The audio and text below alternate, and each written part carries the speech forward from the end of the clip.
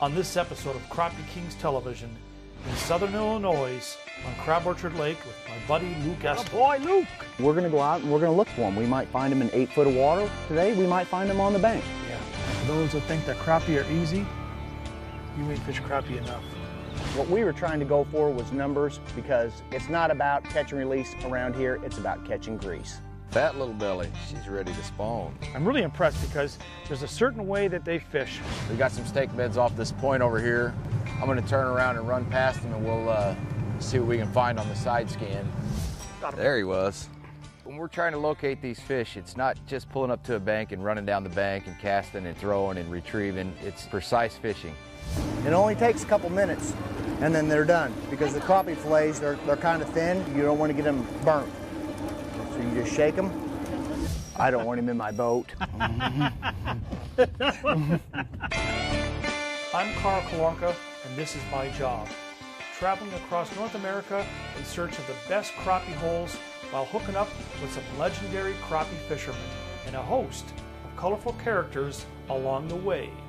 Visiting some distinctive destinations and having opportunity to sample some very unique culinary cuisine.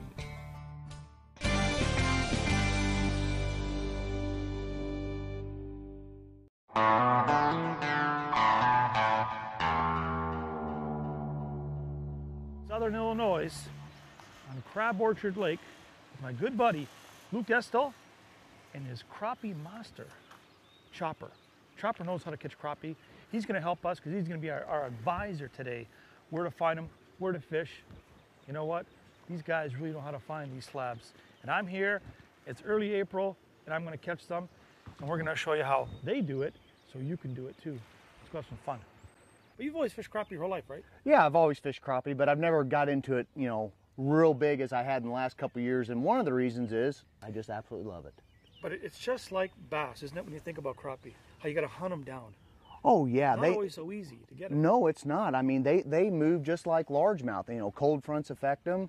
You know, weather affects them just like bass. You know, we're going to go out and we're going to look for them. We might find them in 8 foot of water today. We might find them on the bank. Yeah, that's why I like it. It's that whole, the mystery of them, what to use, how to present the baits, catch them, and obviously eat them.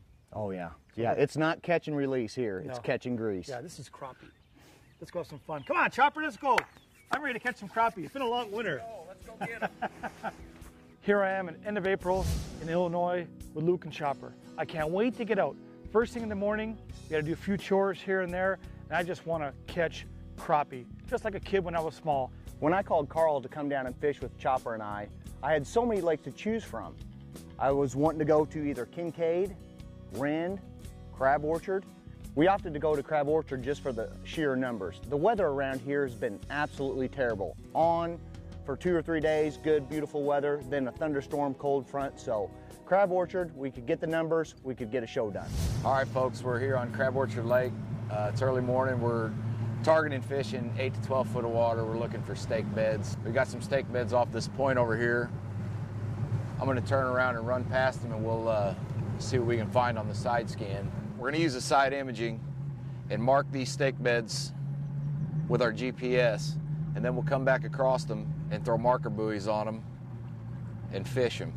We ran right over top of some of them, so I'm gonna come back across, throw a marker buoy on it. A lot of times when you run right over the top of them, they'll spook off the bed, but usually fishing 10 foot of water, 12 foot of water, they're gonna come back pretty quick. So if you give them 2 to 3 minutes, usually they're gonna be back on the marker buoy, so just give them a little time.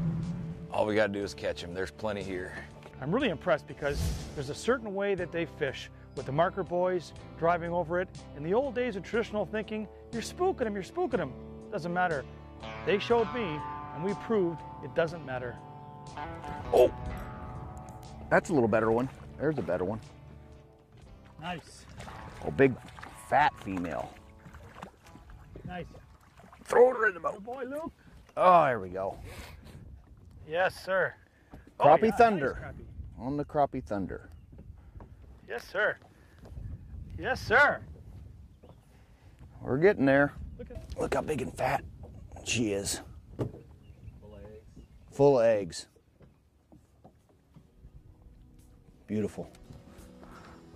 Going in the live well. The meat well.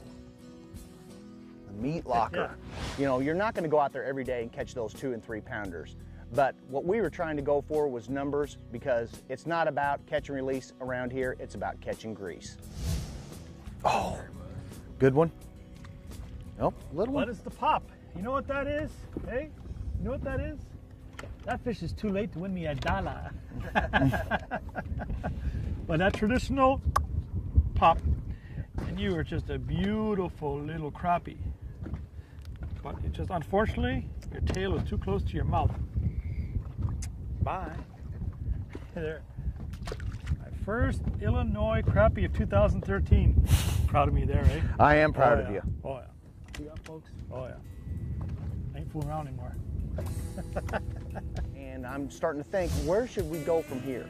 And we end up starting to ease out a little deeper in that 8-10 foot of water, locating some stake beds, and we started getting some bigger fish. There we go. Nice. There's a good fish. Good fish. Boy, Chipper. That's black. Table fare. He's in a live well. He's alive. I mean, Carl just jumped right back on his spot. Oh yeah, right back in your grave.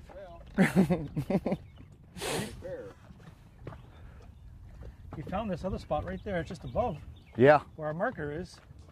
He said drop down. Several times we'd fish 8-foot piles. We'd catch fish off of 3 or 4 piles and then hit the next pile and there wouldn't be any fish on it. So we'd pick up the buoys, we'd head to another set, maybe 10 foot, 12 foot, and find fish. And it seemed like early in the morning the fish were on some of the shallower piles, 4 to 5, 6 foot piles. Mid-afternoon, you know, they were in the deeper water. They were 8 to 10 foot water. I think it had something to do with the sun overhead, you know. Yeah.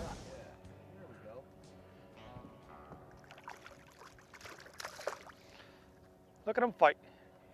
Look at him fight. Ready to come in the boat? You're coming in the boat. Yep, going into a plate of grease. You're going into the plate. You're destined to be our guest tonight for dinner. Look where that is, eh? That's right down inside there. Bend it. Left side, Luke. Oh boy. One in there, crappie. A few more and we're gonna go for dinner tonight. And for those that think that crappie are easy, you ain't fished crappie enough. Trust me, when they don't want to bite, you just gotta put it there, be more stubborn and persistent than them. Because when they're on a brush pile, they're in the back of a creek arm, and there's a million of them in there, you're gonna catch it.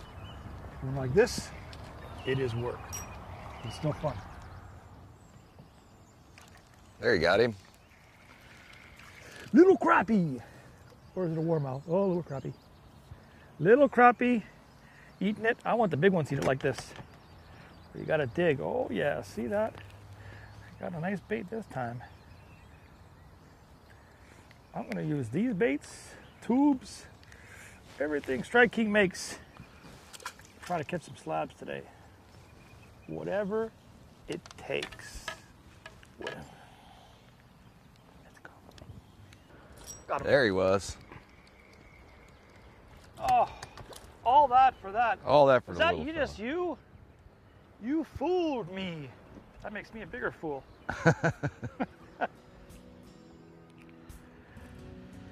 Well, I'm letting you go. You know, it's just fun to get out in end of April and have that sun beating on you like it's July. Seriously, the sunscreen, the sunglasses, the shorts, you name it. It's just a blast to be down here and catching some crappie, regardless if they're not monsters. It's still a lot of fun.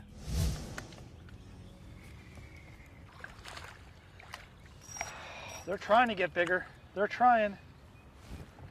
They're trying. Whoa, does it look big in the camera now?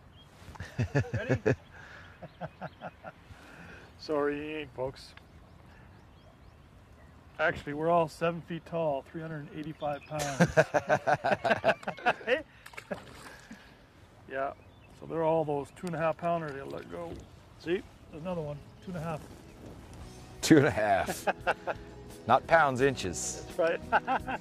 We went through a lot of colors today. We started with a June bug, then we went to a pumpkin seed chartreuse. We just had to find which bait was actually working for the fish, and the bait had to have some sort of chartreuse on the end of it. Did you hit it good? No. That one did. Yeah, I saw that one. My goodness.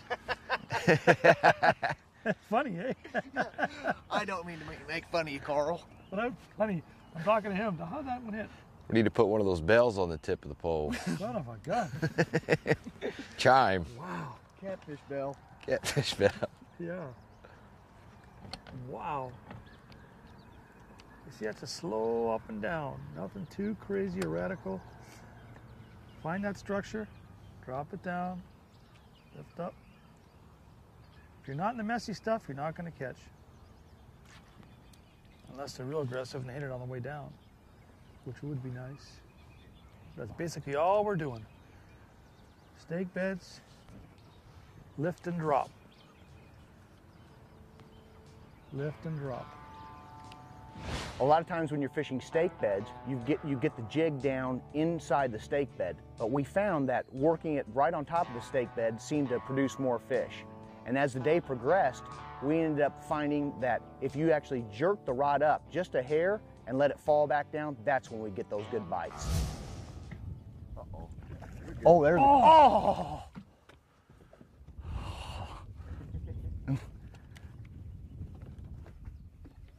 Thought he was in the brush, you know that? He was in because I was pulling the brush up too. Yeah, I saw that. And at first I thought, no way, that's a catfish or a bass. That was a good fish. That was Yeah. a good one. Gone. Keep at it, put it right back in there again. Wow, you know, I just lowered it about another, I'd say about 10 inches. And all of a sudden, thunk. But I was pulling him out of something for sure. Because it was just heavy. My first chance at getting a big one. And what happens? It gets off. Doesn't that make you sick? It does me.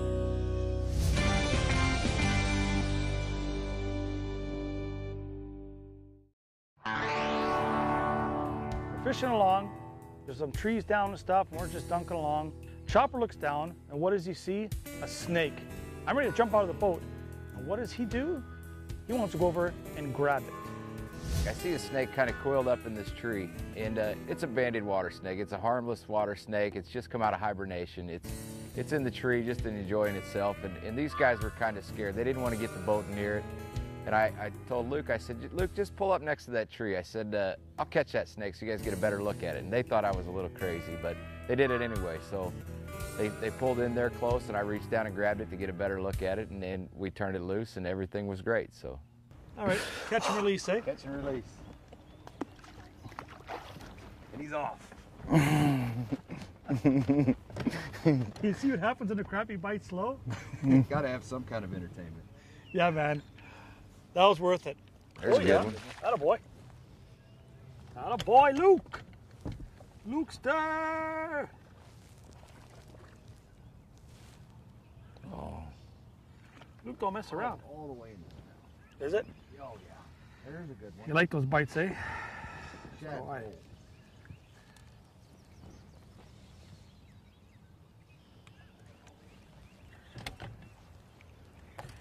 In the hurt locker, eh, Luke?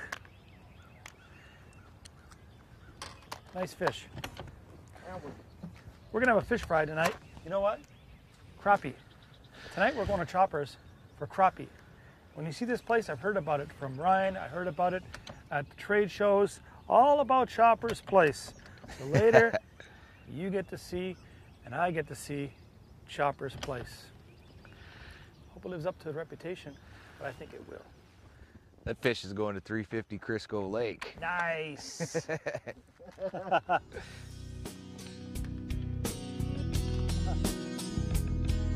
And as we all know, no crappie road trip is complete without a visit to the local tackle shop. So we had to make a detour while en route to Chopper's Place to the Crappie Pro Shop in Carterville, Illinois. My name's Kelly Trout, and I've been working with the crappie shop now for 11 years since it started.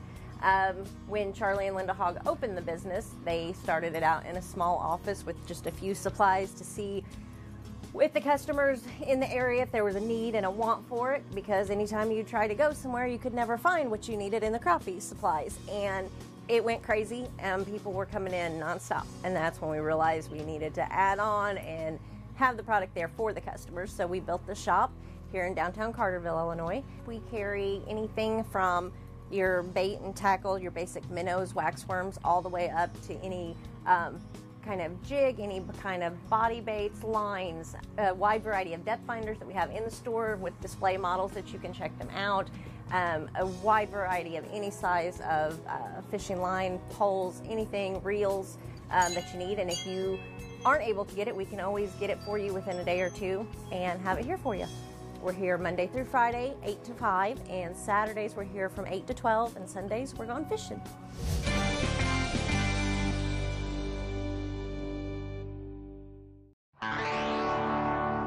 When Luke called and asked if we could film a crappie show in Southern Illinois, I said, of course we could. He says we can go to any lake we want, do whatever we want, and I was ecstatic. Carl's a great guy. I've watched his shows. It's just phenomenal. I was excited as can be. And we went out and caught a lot of fish. You know, we didn't catch the biggest fish. We caught a lot and had a great time with the guys. It was just an absolute blast. All right, now we're at Chopper's place. Everybody's telling me that this place is the ultimate man cave, the man room, the fisherman's place to come and see. Let's go and take a look what it's all about. All right, folks, welcome to my man cave. I told the wife, I said, we've got to have a place to entertain, to have fun, to cut loose after a hard day's work, a hard day's fishing. So here it is. All right, the first and most important part, we had to design a bar to fit in this area. So we built it out of almost all stone, concrete, and natural wood. The bar is 4 inches thick, concrete. The wood's a cedar tree cut in half, and the stone came right off this property out here, so we used mostly natural material. All right, this is the master bedroom. It's not a giant bedroom, but you got a little bit of privacy to yourself. You know, it's just a small twin double bed, but bedroom for yourself, so. This is my office. This is where all the real work gets done. You know, I spend a lot of time in here, and people don't realize how much I spend here, but I hang out here almost half my life, it seems like. So this is where the business takes place. All right, this is the barn. This is where all the fish cleaning takes place here, all the game, all the meat processing here. We've got a deer hanging system here with the big beam. Let's take a look at the fishing room. This is also my second home here. I built this room first. I framed the whole building up and decided this was the room that I needed immediately. This is my live well. If I go out fishing and don't have a big mess to clean, I just throw them in here, and next time I go out, I add to it. It's kind of nice. I also keep minnows in here. If I have extras left over, I dump them in here, and everything's good for the next trip. All right, after the catch, I've set up this stainless steel sink with concrete countertop and a wood top here for carving them up. It makes it very nice and handy. I've got a hose right here. I can come in here and spray this thing off, put all the meat in the fridge. I mean, it's as simple as can be. All right, I got tired of chain hoisting deer up, using four-wheelers to pull them over trees. So like I said, I put this beam up for hanging deer, and I made it easy. I took boat winches and had a good friend weld some nuts and stuff on here and made it to fit a cordless drill.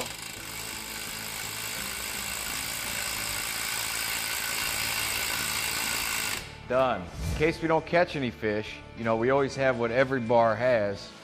We've got the pickled sausages, the pickled eggs, and we also do our own peppers. We make our own peppers right out of the garden, right outside. You always have to have something to drink. We've got our own wine cellar right here that holds a dozen bottles of wine, so you've always got drink. We had a good day today, so we're gonna clean some fish and fry some fish for dinner. We've got a few buddies coming over, and this is how we do it. The secret is the mustard.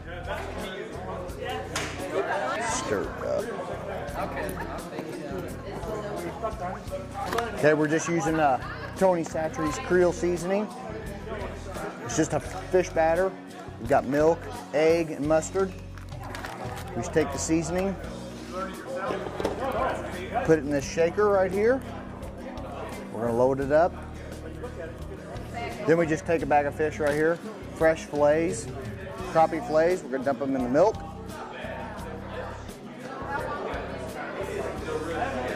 Stir it up. This is the Tony Sacchi's Creole seasoning. Open it up. Just dump a little bit in it. Stir it up.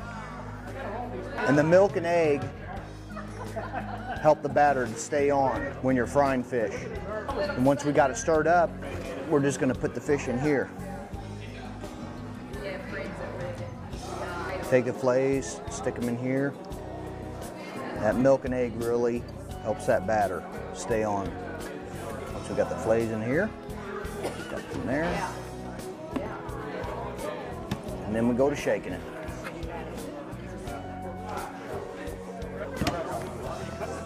You've got to shake.